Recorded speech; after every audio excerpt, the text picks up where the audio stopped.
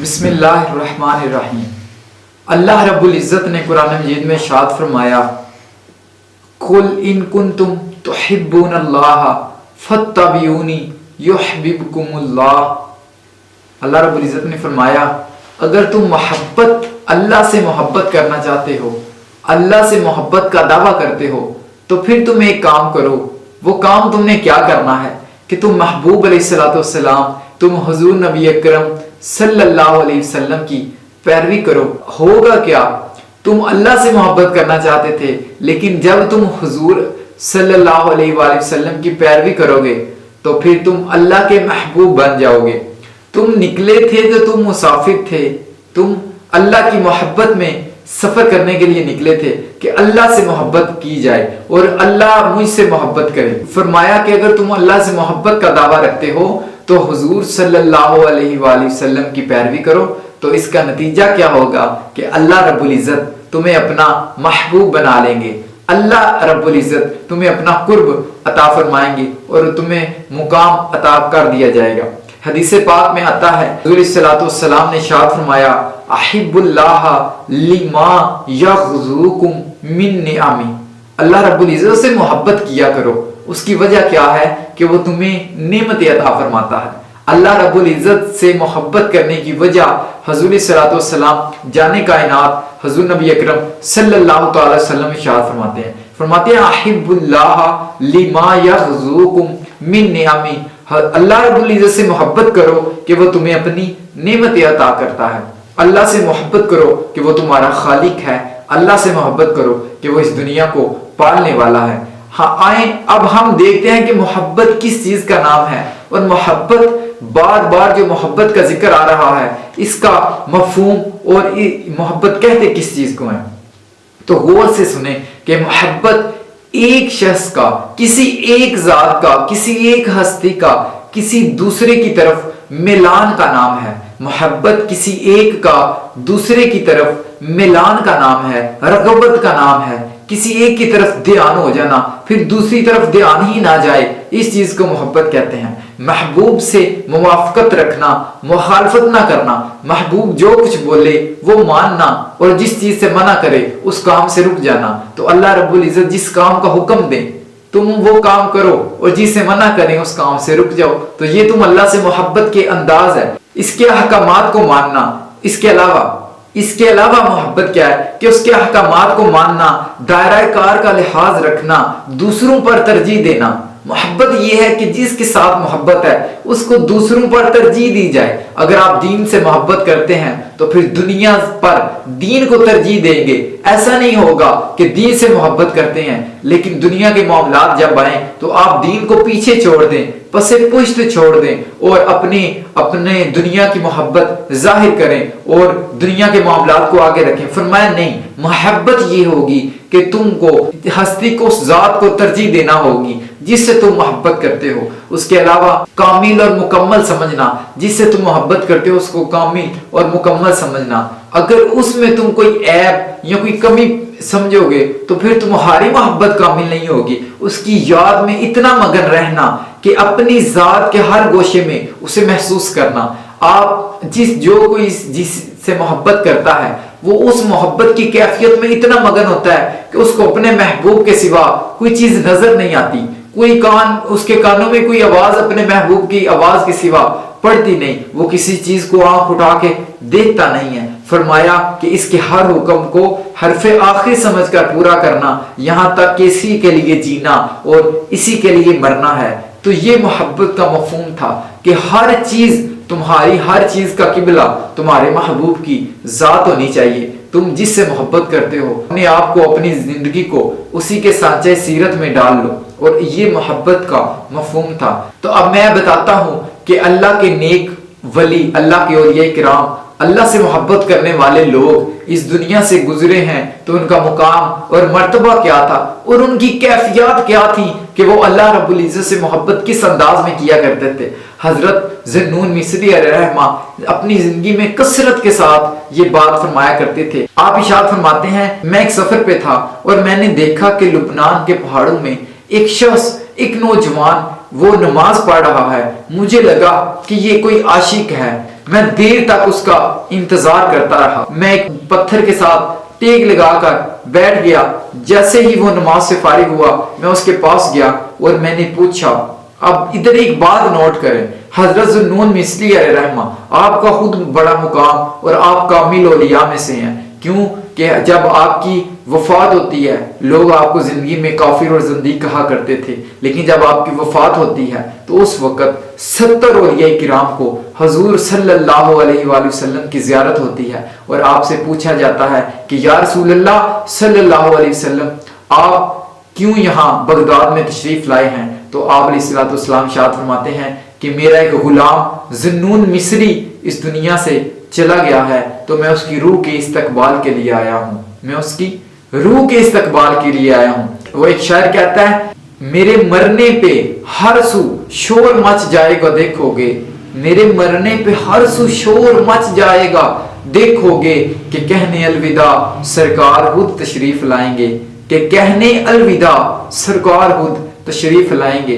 تو دیکھیں حضرت ذوالنون مصری علیہ رحمہ خود ایک کامل ولی، خود اللہ رب العزت کا کے خاص بندے، وہ ایک نوجوان کے پیچھے بھاگ رہے ہیں، وہ کسی نوجوان کسی عاشق کے پیچھے بھاگ رہے ہیں۔ اس کا مطلب یہ ہوا کہ وہ اپنے مقام کو، اپنی شان، اپنی عظمت کو نہیں دیکھا کرتے تھے، وہ اللہ والوں کو دیکھا کرتے تھے، وہ بھاگا کرتے تھے کہ میرا مرتبہ کچھ نہیں ہے، آج ہمیں کچھ عزت مل جائے، ہمیں کوئی مقام کوئی مرتبہ مل جائے تو ہم اپنی ذات کے پجاری بن کے بیٹھ جاتے ہیں اور اپنی جو ہمارے اندر خوبیاں ہیں وہ لوگوں کو بیان کرتے تھکتے نہیں ہیں، ہم اپنا ہی طواف، اپنی عزتوں کا طواف کرنے بیٹھ جاتے ہیں۔ تو وہ دیکھیں کہ وہ اللہ کے نیک اور کامل اولیاء کرام جب ان کو مقام مرتبہ ملتا ہے تو وہ پھر بھی اپنے سے اعلیٰ کسی کی تلاش میں رہتے ہیں۔ اسی وجہ سے اللہ رب العزت کا تعلق ان کے ساتھ مضبوط اور ان کا اللہ رب العزت کے ساتھ تعلق مضبوط ہوتا ہے۔ اور جب یہ تعلق قرار پکڑتا ہے،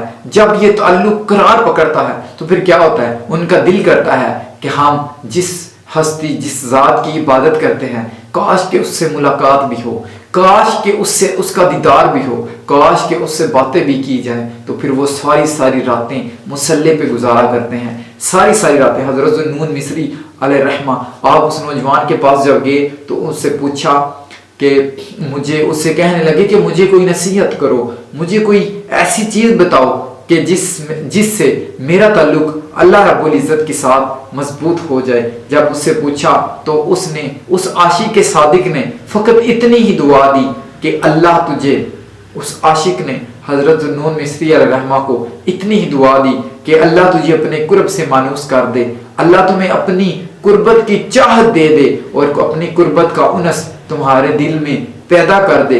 میں نے کہا کچھ اور بھی نصیحت کریں؟ تو اس نے کہا جس کو مولا قرب عطا کر دے، جس کو مولا اپنا انس دے دے، اپنی محبت جس کے دل میں پیدا کر دے، لذت جس کو مل جائے اللہ رب العزت کے ساتھ تعلق کی، وہ بغیر خاندان کے معزز ہستی ہے، وہ بغیر طلب کے علم والا ہے، وہ بغیر مال کے غنی ہے اور وہ بغیر دوست و احباب کے ایک طاقتور انسان ہے۔ تو وہ شخص وہ کہنے لگا وہ دنیا سے پھر بے نیاز ہو جاتا ہے اور دنیا والوں سے بے نیاز ہو جاتا ہے۔ جب یہ بات کہتے ہی اس کی چیخ نکلی اور 3 دن تک وہ شخص بے ہوش پڑا رہا۔ حضرت ذوالنون مصری علیہ رحمہ فرماتے ہیں کہ جب وہ ہوش میں آیا تو میں پھر اس کے قریب ہوا، میں نے اس سے کہا کہ تمہارا نام کیا ہے؟ اپنا نام تو مجھے بتا دو۔ وہ شخص کہنے لگا کہ میرا نام شعبان ہے۔ پوچھا چلتے ہوئے مجھے کوئی نصیحت سنا دیں جو کہ میں یاد رکھوں، اور اس نے ایک شعر پڑھا اور وہ آگے چل دیا اور وہ اللہ سے مخاطب ہو کر کہنے لگا۔ آپ دیکھیں کہ جو اللہ والے ہوتے ہیں وہ اللہ والوں کی سنتے بھی ہیں، ان کو پتہ ہے کہ یہ راہ حق کا طالب ہے، یہ اللہ رب العزت کی ذات کا طالب ہے۔ آج ہماری وہ تعلقات اللہ کی ذات کے ساتھ نہیں رہے، ہم مخلص نہیں رہے اللہ رب العزت کی ذات کے ساتھ۔ حضرت ذوالنون مصری نے جب اس سے بولا کہ مجھے کوئی نصیحت کر دو تو وہ شخص وہ نوجوان مخاطب ہو کر کہنے لگا، اس نے ایک شعر پڑھا اور وہ آگے چل دیا، کہنے لگا میرے مولا اگر تیرے سوا مجھے دنیا کی کسی اور چیز سے فرحت ملے، اللہ رب العزت سے کہنے لگا کہ اگر مجھے اللہ کے سوا کسی کے ساتھ محبت ہو، کسی کے ساتھ خوشی ہو، رغبت ملے، تو پھر کیا کہنے لگا کہ اللہ مجھے اپنی بارگاہ سے دھتکار دینا، میں پھر تیری بارگاہ کا سچا نہیں، میں جھوٹا شخص ہوں، پھر میں تیرے عشق کے دعوے میں جھوٹا ہوں۔ اور عرض کیا مولا، اے میرے مولا، تیرا جی چاہے تو تو مجھ سے مل، تیرا جی چاہے تو مجھ سے ملاقات کر، تیرا جی چاہے تو چاہے تو ملاقات نہ کر، مگر میرا دل کسی اور حال میں قرار میں آنے والا نہیں، میرا یہ تقاضا اور مطالبہ بھی نہیں کہ تو مجھے نہ مل، تو مجھے دیدار دے، تو مجھ سے ملاقات کر، تو پردہ اٹھا، جس طرح تو چاہے یا اللہ، مجھے ویسے ہی پسند ہے۔ وہ فرمانے لگے، وہ ایک شاعر کہتا ہے کہ جے سونا میرے دکھ وچ راضی تے میں سکھ نو چولہے ڈاواں، جے سونا میرے دکھ وچ راضی تے میں سکھ نو چولہے ڈاواں۔ تے وہ کہنے لگے کہ مجھے اللہ رب العزت ملے، مجھ سے بات کرے، مجھے اپنا دیدار کروائے، مجھے اپنا قرب عطا کرے یا نہ کرے، میں ہر حال میں اللہ رب العزت کی ذات کے ساتھ محبت کروں گا، اور میں خوش ہوں اس بات پہ۔ ادھر نکتہ اور نوٹ کرنے والی بات کیا ہے؟ بات یہ ہے کہ محبوب آپ کو بلائے تو باگے چلے جائیں، جے محبوب بلاوے ایک دم پھر سر نو پیر بنائیے، تے جان منگے تے دے بھی دئیے، ذرا بھی دیر نہ لائیے، تے کدی بھی یار دا گلا نہ کریے، تے پاویں سیک دے ہی مر جائیے، تے آزم یہاں تے لائیے نہ، تے جے لائیے تے توڑ نبائیے، آزم یہاں تے لائیے نہ، تے جے لائیے تے توڑ نبائیے۔ ہم اللہ رب العزت کے بندے ہیں، اور ہم اللہ رب العزت کے بندے بن کے زندگی گزاریں کہ میری زندگی کا مقصد تیرے دین کی سرفرازی، میں اسی لیے مسلمان اور میں اسی لیے نمازی، میں دنیا میں آیا تھا تو اللہ رب العزت نے مجھے اپنا نشان، اپنا شاہکار بنا کے دنیا میں بھیجا۔ اب میرا تعلق اللہ رب العزت کی ذات کے ساتھ قائم رہنا چاہیے۔ وہ کہتے ہیں کہ ہمیں کسی سے کوئی توقع نہیں ہوتی، ہمیں اللہ رب العزت کی ذات سے ثواب کی بھی کوئی توقع نہیں ہوتی، ہم یہ چاہتے ہیں کہ ہمارا رب ہم سے راضی ہو، ہمیں اور کچھ نہیں چاہیے۔ جس سونا میرے دکھ وچ راضی تے میں سکھ نو چولہے ڈاواں۔ ایک شخص کے بارے میں کہا جاتا ہے کہ وہ کیا کہتا تھا کہ اے میرے اللہ، اگر تو قیامت کے دن میرے بارے میں یہ فیصلہ کر دے کہ مجھے دوزخ میں بھیج دیا جائے، مجھے جہنم میں بھیج دیا جائے، تو تب بھی میں تجھ سے عشق کرنا نہیں چھوڑوں گا۔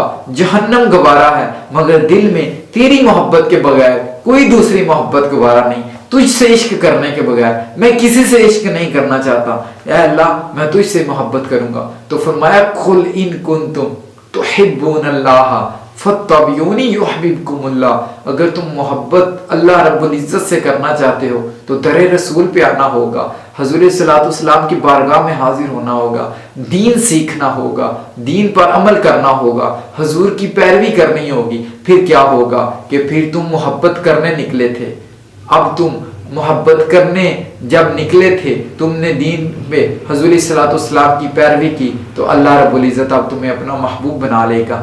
اللہ رب العزت کی بارگاہ میں دعا ہے اللہ ہمیں بھی اب ہمارے دلوں میں بھی اپنا عشق اور اپنی محبت پیدا کرے، ہم بھی اللہ کے سوا کسی کو نہ پوجیں، کسی کی طرف نہ جائیں، کسی کی طرف دھیان نہ کریں۔ ہم جب بھی اللہ رب العزت کی بات آئے تو سر تسلیم خم کریں، ہر حکم مانیں۔ ایک بزرگ سے کسی نے پوچھا کہ اللہ کو راضی کرنے کا طریقہ کیا ہے؟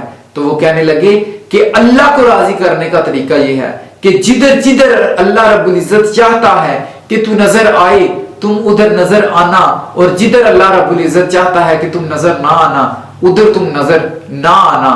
کہنے لگے کہ کیا مطلب؟ کہنے لگے کہ اللہ چاہتا ہے تو مسجد میں نظر آئے تو تم مسجد میں نظر آنا، اللہ چاہتا ہے تو قرآن پڑھتا نظر آئے تو قرآن پڑھتا نظر آنا، اللہ چاہتا ہے تو ذکر کی مجلسوں میں، ذکر کے حلقوں میں نظر آئے تو تم نظر آنا۔ اللہ یہ ہرگز نہیں چاہے گا کہ تم بازار میں نظر آؤ تو تم بازار میں کبھی نظر نہ آنا، اللہ ہرگز یہ نہیں چاہے گا کہ تم شراب کے اڈوں پہ نظر آؤ تو تم وہاں پہ کبھی نظر نہ آنا۔ فرمایا کہ جس جگہ پہ اللہ رب العزت چاہے تم وہاں نظر آنا، اور جس جگہ پہ اللہ رب العزت نہ چاہے تم وہاں نظر نہ آنا۔ اللہ رب العزت کی بارگاہ میں دعا ہے اللہ ہمیں حقیقی اپنی محبت اور اپنا عشق عطا فرمائے، آمین۔